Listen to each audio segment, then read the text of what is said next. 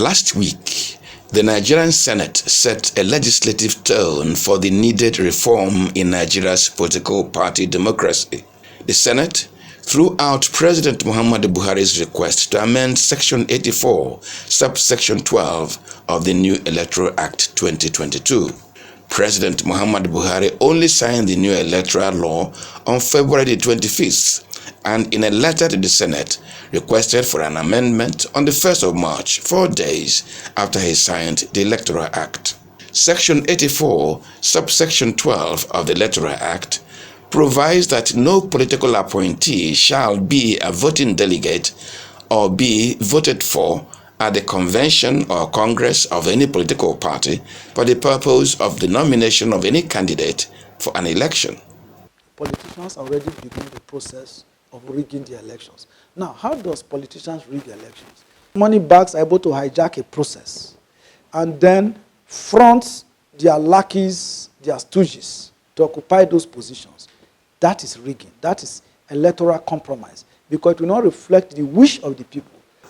Before the Senate threw out President Muhammadu Buhari's request for an amendment, the People's Democratic Party (PDP) had gone to court seeking to stop the Senate from effecting the amendment requested by the President, a move which the Senate initially considered as judicial interference, but which it subsequently bought into.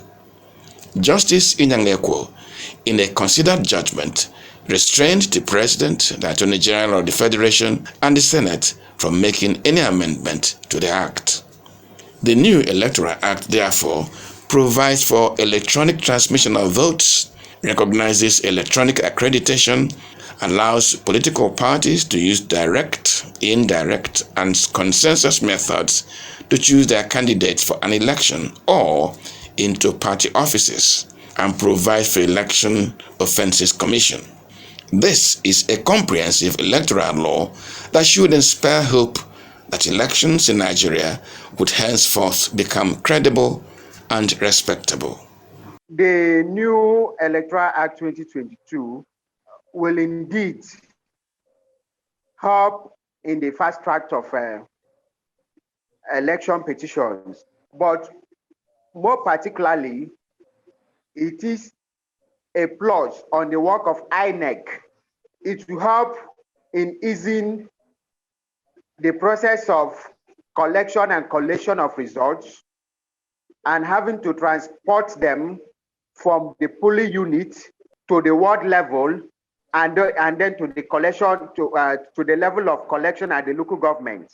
So for me, it will go a long way to adding and easing the work of the Inec. However, every election cycle in Nigeria has produced predictable challenges. The election officials perpetually arrive late to the polling centers, making the simple casting of ballot an arduous task for the citizen because the process takes the whole day or disenfranchises some citizens. Electronic equipment used for elections also perpetually malfunction, forcing election officials to again disenfranchise voters or fall back on a highly discredited voter register. Furthermore, voters' names are perpetually mixed up, with a number of voters not finding their names at all in the polling booths where they registered, or there are more names in a polling booth and far fewer names in others. When it reached my turn to go and vote, I was looking at their system there. It shows my voter's card, shows everything, shows my face, but he sent it and it went through. Only for him to go to the second snap and he say the system reject my, and this is where I voted 2019, and he say he rejected my card after he showed everything inside the system. Nigerians have not really asked questions. Inec, why do we have to have delay materials? So all those questions, what are the factors contributing to that effect? Can those factors, can it be solved as a sort of amendment? And let me tell you, I have checked all the amendments, the new electoral amendment. No section or any part of talks about provide solution to delay in the development of electoral material. The disturbing side of these challenges is not that they do not occur in other environments. The challenge is that the Independent National Electoral Commission, Inec, has on each occasion promised Nigerians to rectify the weaknesses, and yet they occur in perpetuity. The issue of delay in material, the issue of material, I can say is something that is as old as Adam within the electoral circle. To be candid, there is no two way about it. It's about administrative failure on the part of INEC. The constitution has given INEC the larger arts, and as you have said, the weapon to administer and to conduct election. It's the administrative failure. They know the terrain of every state, every region, every local government differ. So they should not be using the same uniform approach to distribute election material. There are a lot of bottlenecks that I feel they still need to put in place. So like this issue of the machine we're talking about, that issue of voters registration, that is, so everything, you see, every year, every election, all some of these things need to be reviewed. You understand? Like the voters registration now, so that there will not be double voting. Names will not appear in different polling booths, same name appear in different polling booths. We had that in the last election.